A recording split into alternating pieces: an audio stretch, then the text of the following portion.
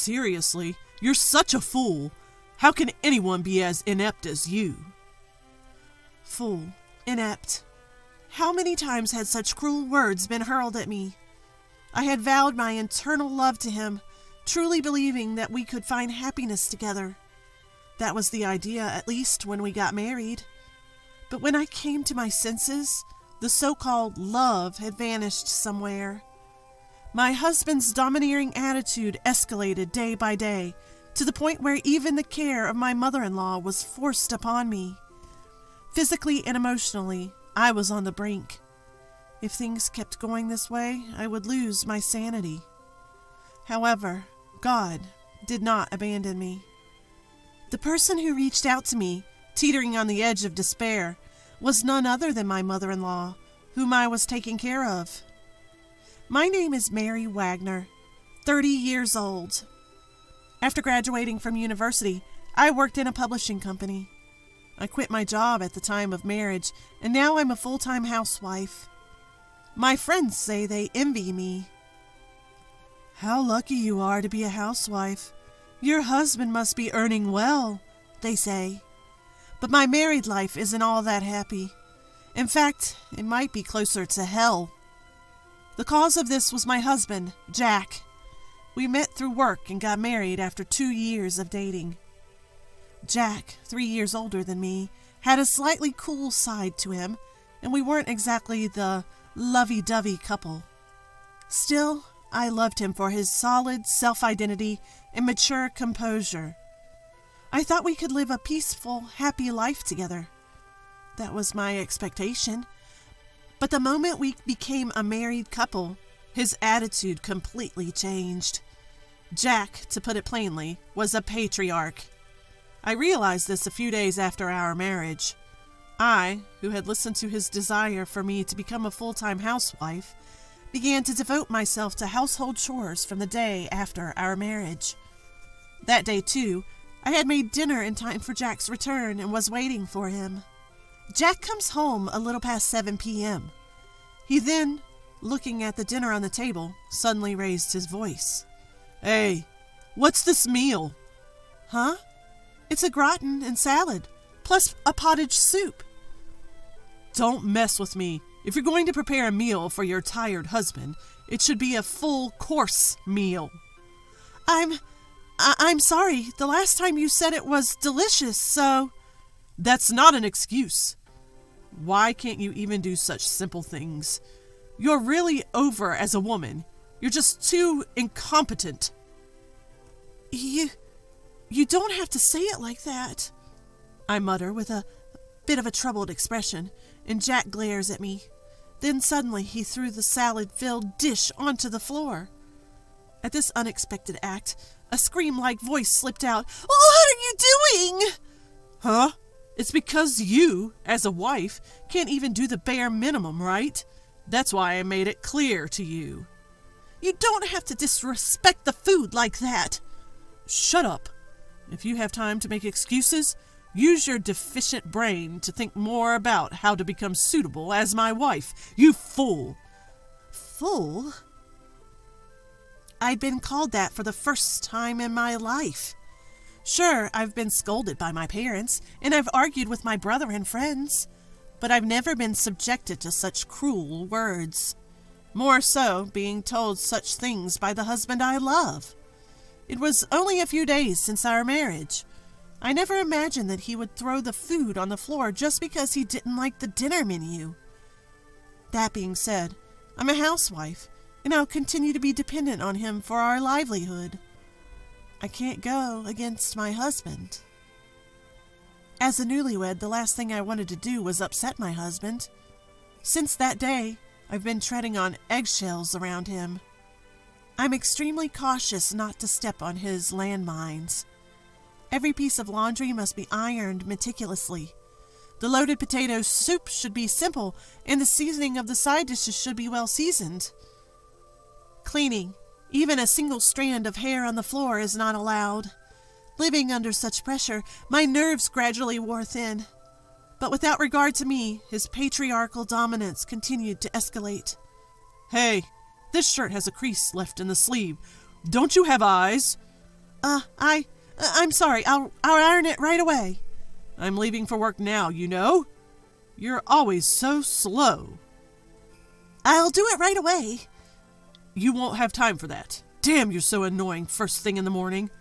How much more do you need to upset me to be satisfied, you incompetent woman?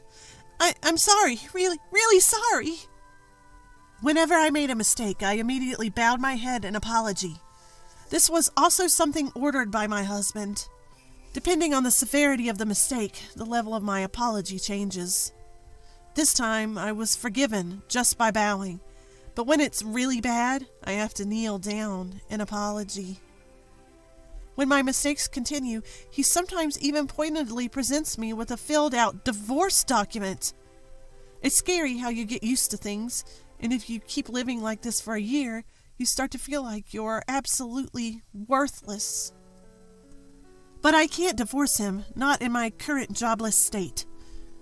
I can't tell my parents, who were so happy for our marriage, that I got divorced, especially not in such a short time span. The thought of continuing to be scolded by my husband forever filled me with despair for my future. As always, I was preparing dinner this day and waiting for him to come home.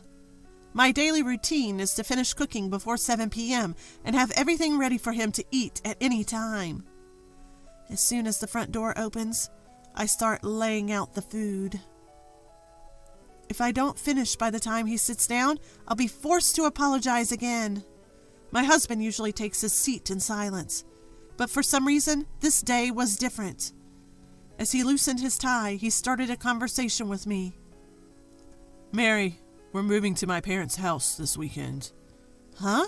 Your parents' house? You mean your mom's place?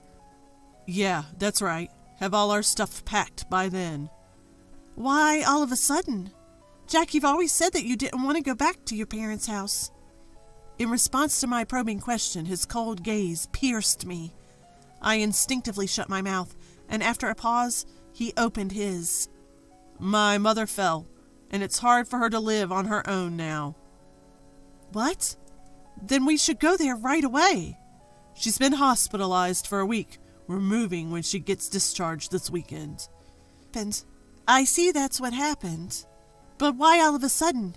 You were so against going back to your parents' house. You can guess why, can't you? Because I can inherit wealth. Wealth? As if he was delighted by his mother's situation, he continued the conversation. Listen, my father was just an ordinary guy, but my mother's family is rich, so she has a decent amount of money.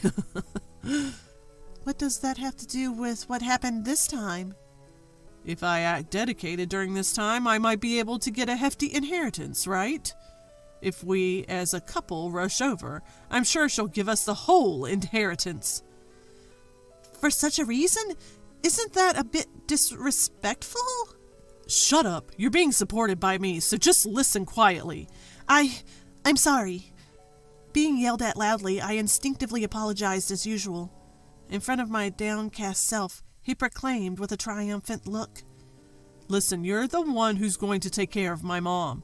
From now on, you're going to work as my maid at my parents' house for the rest of your life. Maid?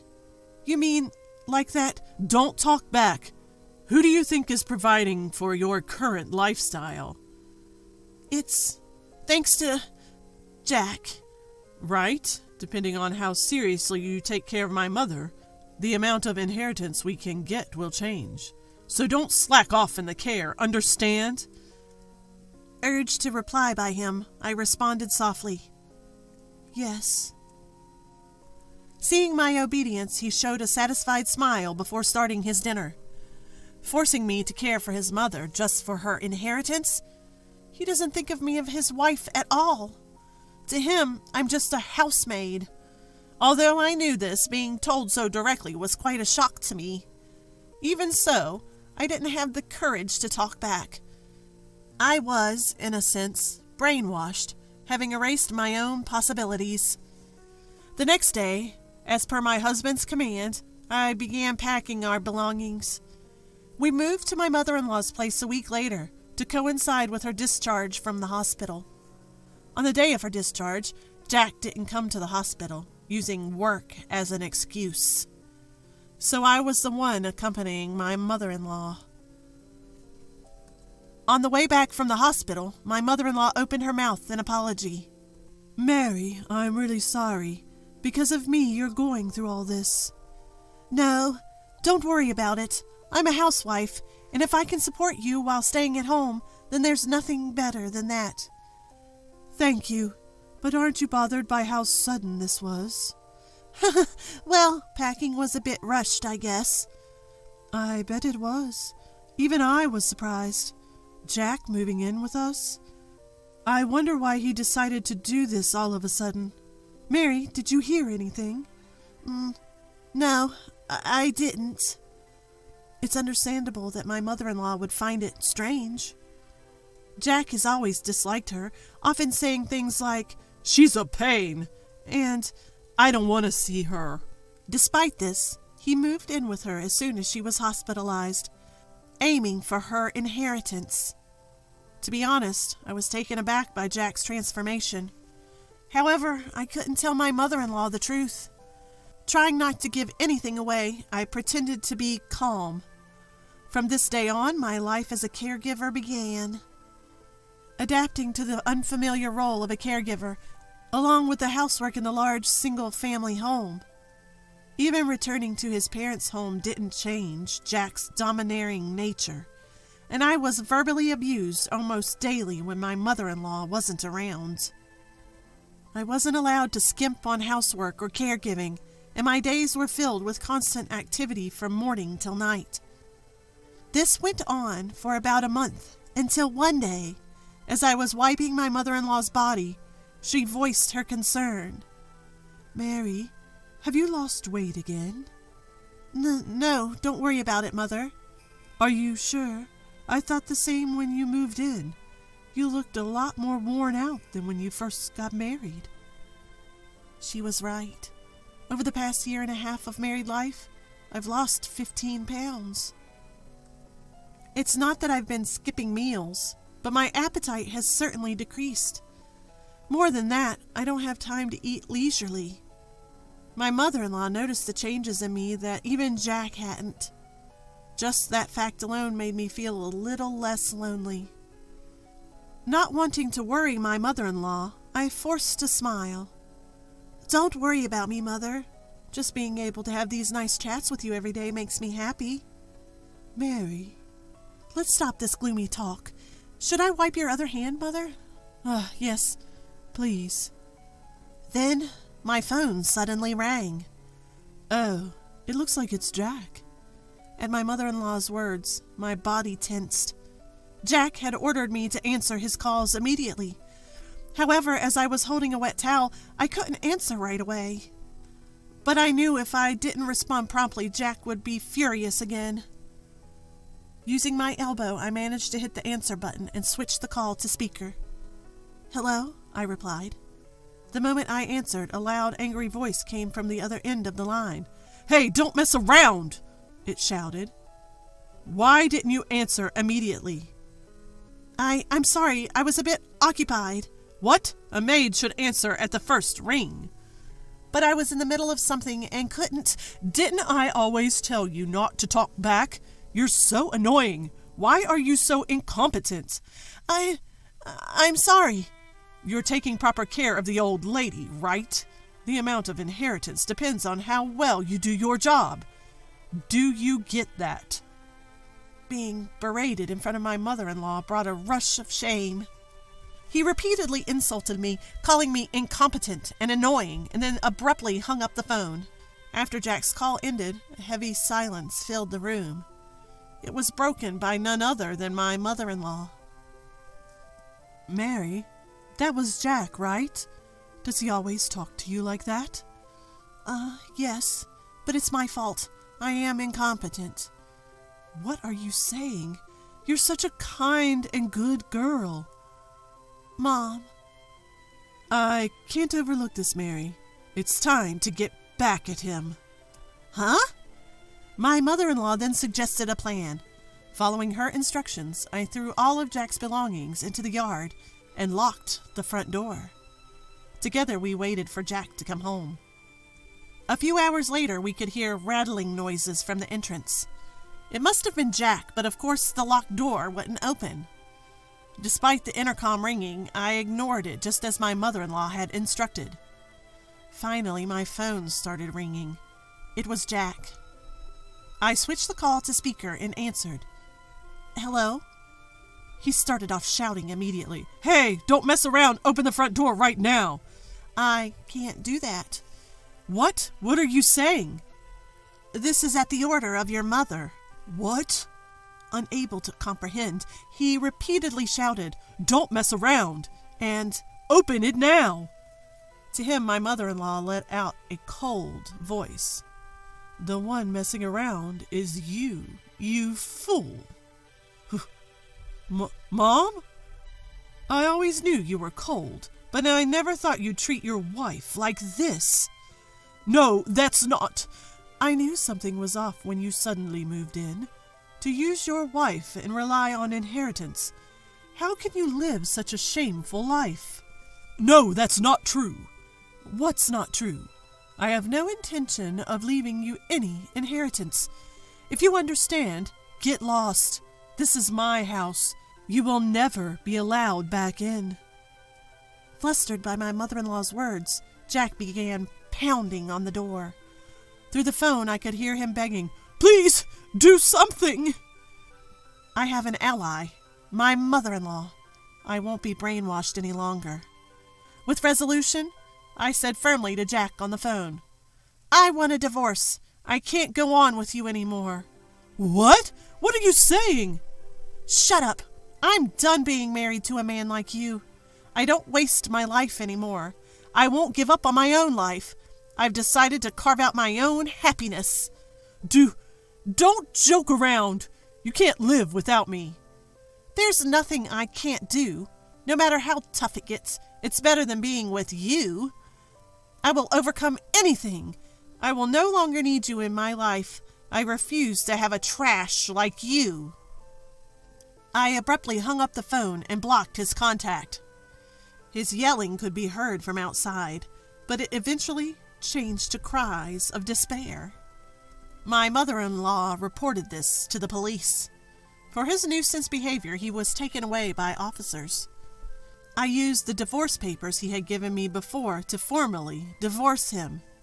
On top of that, I sued him for compensation through a lawyer for mental and physical distress.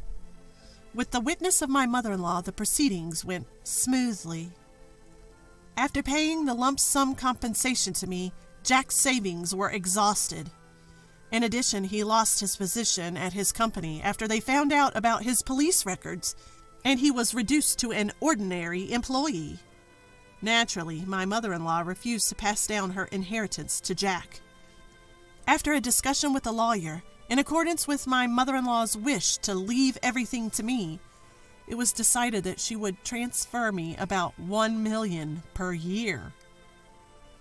I continue to care for my mother-in-law at her house. It's about the only thing I can do for her now. Mary, I'm so sorry for always troubling you. Even after divorcing Jack, you're still taking care of me. Why are you saying that, Mom? I should be the one thanking you. Really, I'm so fortunate to have a daughter like you. Same here. Let's keep supporting each other, okay? My life with my mother-in-law is filled with more smiles than I could have imagined. I'll do my best to do what I can for her until the end of her life.